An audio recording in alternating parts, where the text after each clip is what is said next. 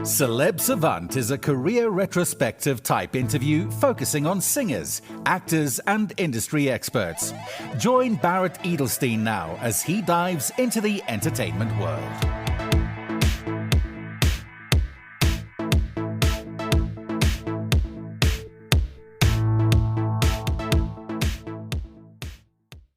Gamuel Sori is an Italian DJ and producer making waves in the dance music scene. He has performed at some of Italy's top clubs, captivating audiences with his unique blend of beats and sounds. Gamuel's music style is a diverse fusion of genres, which he infuses with his signature style, creating an electrifying and unforgettable experience for his listeners. His music has been released on labels such as Spinning Records, Musical Freedom, and Sony, and has gained recognition from industry professionals. Gamuel achieved a milestone in his career when his track Money's Gone was played on BBC Radio 1's Future Dance Anthems, propelling him further into the international spotlight. Gamuel's unwavering commitment, exceptional talent, and unique sound have established him as a rising star in the dance music scene, and one to watch for the future. This year has seen the rising talent collaborate with one of dance music's most esteemed vocalists, Inna, for their feel-good house anthem, Party Songs, which has already eclipsed 1 million streams on Spotify alone. He has produced and released multiple tracks this year, including Early in the Morning and Us, as well as performing to crowds across the globe, recently sharing the stage with industry giant DJ Snake. He has also lent his skills to soundtrack events for esteemed fashion house Yves Saint Laurent with new single Glitterball. Things are just getting started for Gamuel as he rises through the ranks in the music industry. Up next on Celeb Savant, we've got Gamuel Sori. Where do we find you in the world and how are you doing? Hi, thank you for your time. Yeah, now I'm based in Milan, in the north of Italy, and it's getting warmer, which is cool. You can kind of start smelling the spring air in a way. Okay, so now let's rewind. At what age did you say, cool, whether being a child or teenager, did you think, I want to be in this entertainment, music world, creation world, and how did that journey progress to where we are today? That was, I think, when I started DJing. It was when I was 16, and it was super random. It was a New Year's Eve with 20 friends in the mountains or in near the Alps. And an older friend of mine brought a super weird DJ set, set up. It was a 2-channel mixers and a DVD player from one side and his iPod on the other side. It was just mixing and something like that. But I was amazed by the whole stuff. Whoa, that's a DJ. that was a DJ is doing. And tutorial after tutorial, I truly think that YouTube, for example, I still watch a lot of tutorial to improve both DJ and producing side. But it's from that moment with that random setup that I was oh yeah, I feel like I want to try to be a DJ. But I never dreamt about concrete stuff until I reached that thing. I of course dreamt and visualized that thing. But yeah, it's been almost 2 years that I'm doing finally music 100% without no day jobs and stuff like that. Yes. What were your day jobs before you landed into full-time music? So I got a degree in interior design. Yep. Because I love interior, good interiors. But then I found out at the end of the after the degree that wasn't my passion. Okay. It was more of a B plan, just to make my parents happy in a way. Yeah. Like, oh yeah, I got something like a piece of paper just in case. But yeah, I did some stages as a designer, but I found out it was very underrated as a job, because the pay was just a few €100 for 40 hours a week, working as you wasn't projecting or planning or creating anything. You were just drawing someone else plans, so that there wasn't creative anymore. Yep. So I moved to something like a sales assistant that I loved actually. I contract after contract try to work less hours to save some more time to do music. But yeah, I feel like that was cool, because the fact that you are always in contact with people and talking with people, you actually have to sell stuff. I found that useful in a way, just even for my stuff right now, just to be useful, to talk with people and trying to understand them. So do you ever go into one of the places that you're DJing, a club, well, I suppose it's more of a club, and look at the design and think, oh, they've done this wrong? Oh, yeah, of course. I mean, usually like toilets are the worst. When I'm like, are you serious? Is this a toilet, or what is the thing? But yeah, I really love interiors. You just never know. Maybe one day I'd love to design clubs, for example, or music studios, like with very fancy and Milanese design. Yeah. But yeah, it happens. Okay, so now when you're DJing, let's dive in. So you've been doing this now full time for 2 years. When you first started, obviously you were DJing and creating, or rather your set included mixes of more songs that were already released, or did you start with doing originals then as well, or did original music only come into play later on? I started with, I think that every DJ starts with original music, or God bless SoundCloud, because still on SoundCloud you find a lot of amazing remixes or mashups or edits.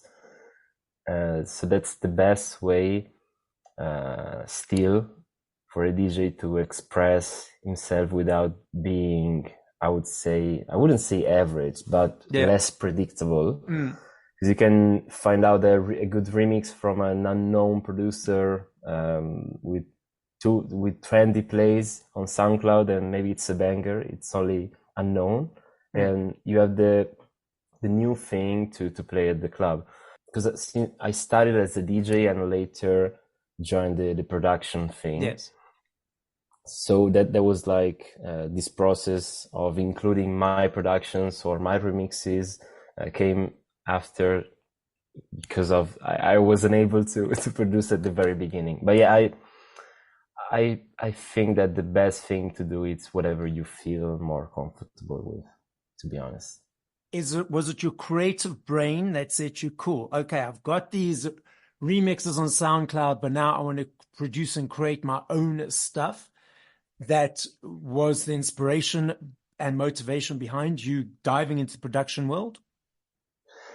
Yeah, I totally remember this remix from Ciao, which is a big French DJ. I'm a huge fan. After years, I know we met each other and we exchanged messages and stuff. That's crazy, but that's another thing. But yeah, that's because of him. I discovered some remixes of him on SoundCloud, and it was the golden era of Future House. So that I was totally amazed by the genre itself. It was something different, and that's the thing that light up in me the question like, oh, that's cool, but how can I create something as cool as that? And then go on YouTube and tutorial how to do this and to do that. And so YouTube's your go-to place for education. For everything. If I don't know, a light, like a spotlight of my car is broken, I go on YouTube and I find out how to fix it. If I'm learning something new, I need to be able to ask the person in real time a question to understand, okay, this is my question for me to process. That's just my brain works. But obviously all our brains work differently. Yeah. Now, how long does it take you to prepare a set for your show? Obviously for each, you play smaller gigs, bigger gigs, greater gigs, but obviously the energy you put in is the same. How long does that preparation time? I usually don't prepare that much. Okay. Because I've been DJing as a resident DJ since almost 10 years. 8 years, something like that.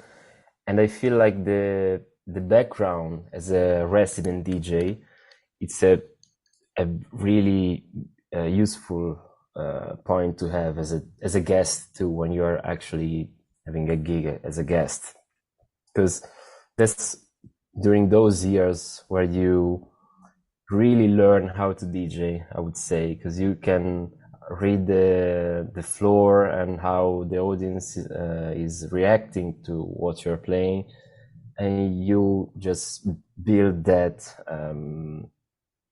taste also to know which song play like in which moment.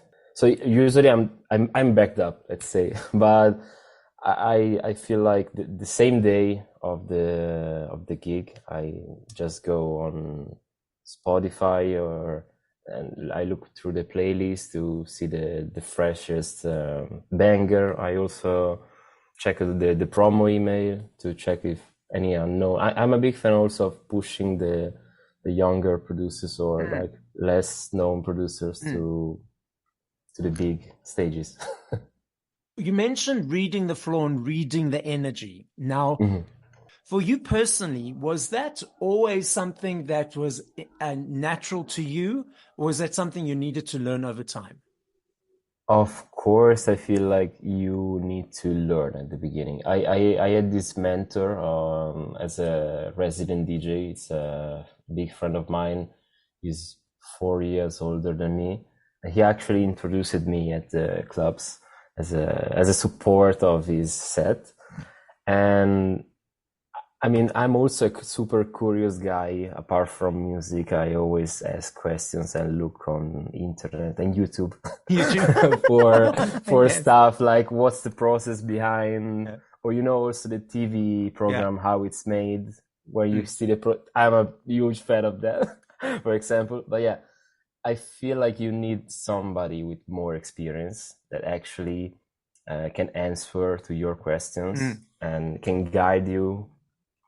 Even when you're doing great, but it's of course more important when you're missing out something that comes to you and goes like, you are like going too fast, you're burning down the tracks, take more time for each song, or even the opposite, like you played 3 drops of the same song, you cannot do that, you can't do that.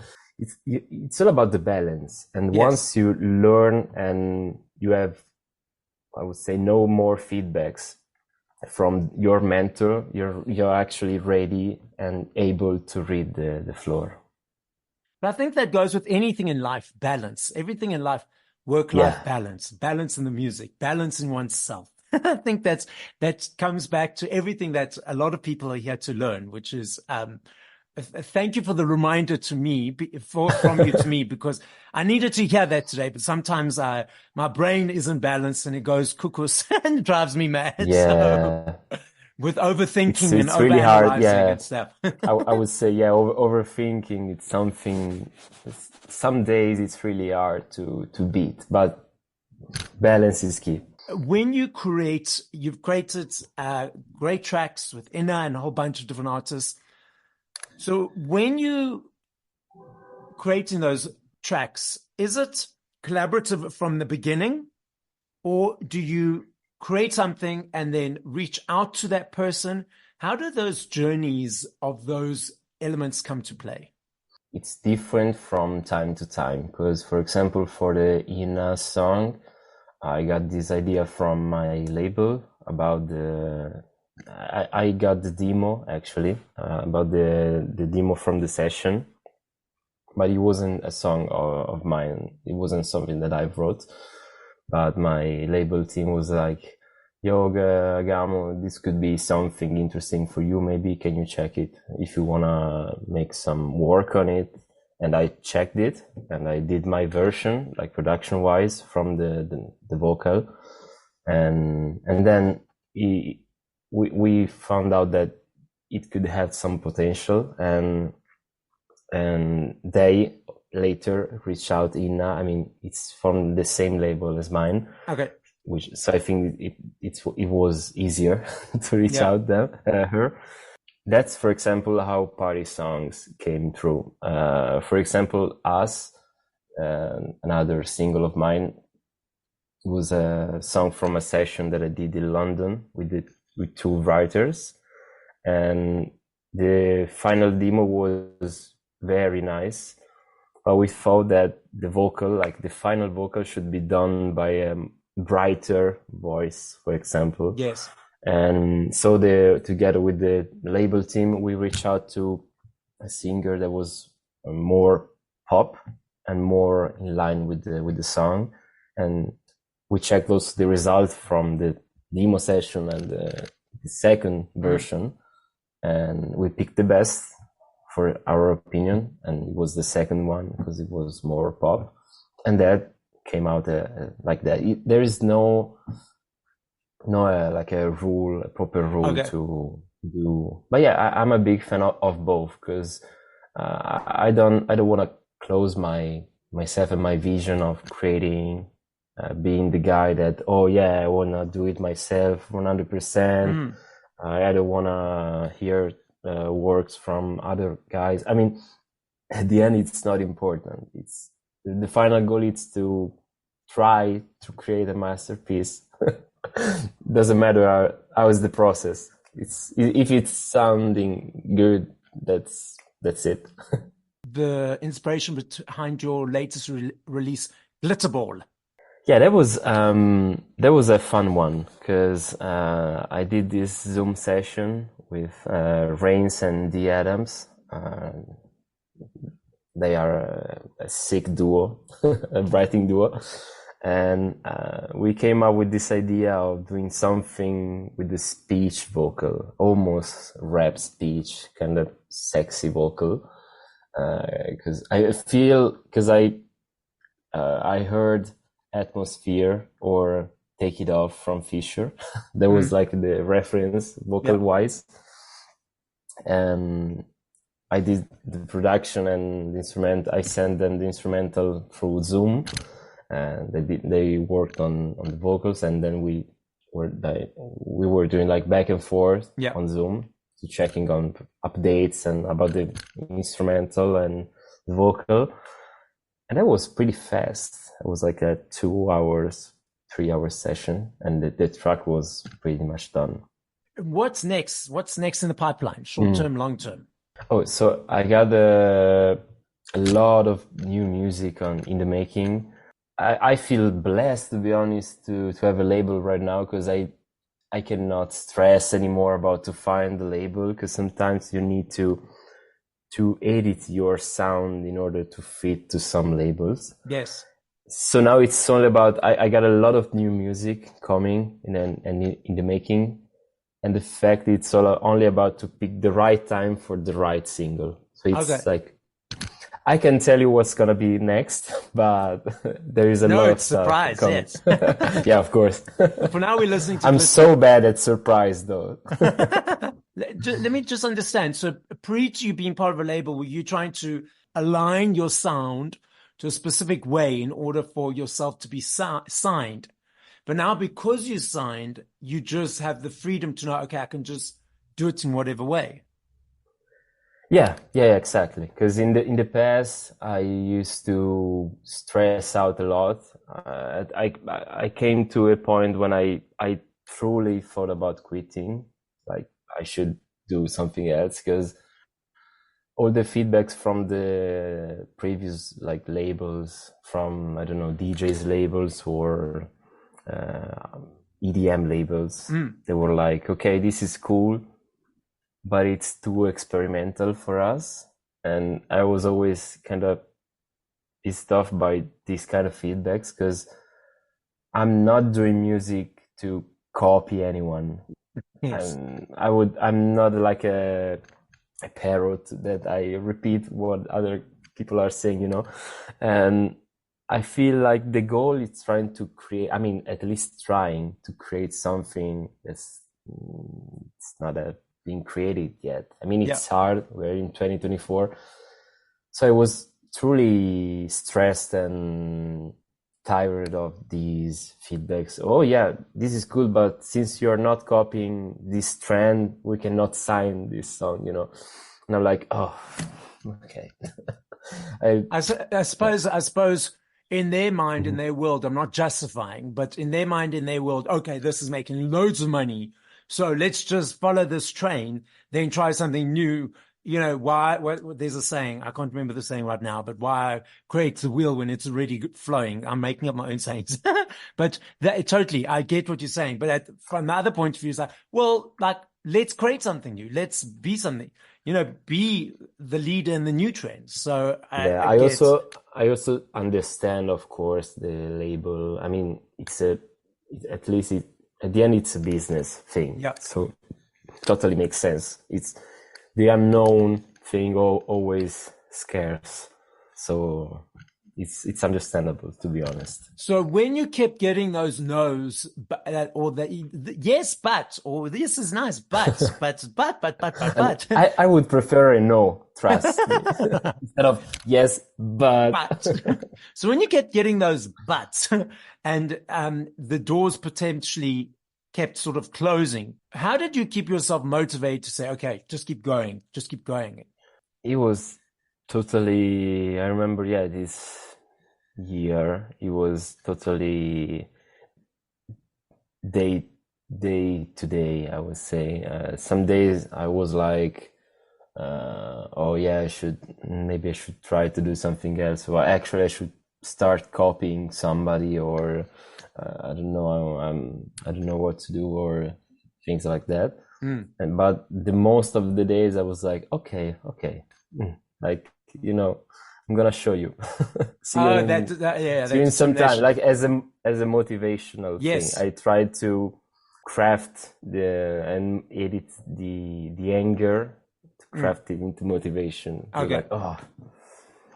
But I feel like this one is the most efficient one, and it came up as the most efficient one. Okay, so I love this game. I know if I had to ask you this question in 2 minutes, 2 hours, 20 years, 5 minutes, I know your answer will be different every time. I recognize that and I understand this because there are millions of them. I'm not saying favorite. I'm saying top of mind. If you had to play 5 songs by other artists once we finish this conversation, what would those 5 songs be and by whom?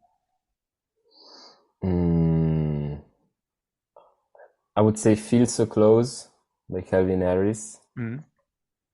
And Carnival is from the latest Kanye West and Ty Dolla $ign album. Okay. It's something super fresh, just discovered. I would say Goosebumps by Travis Scott and Latch by Disclosure. And as the last one, I would say Like an Animal by Rufus the Soul. Cool. Nice mix. A couple of those I need to add to mine. So the podcast is listened to throughout the world. So as a final message, what would you like to say to the audience?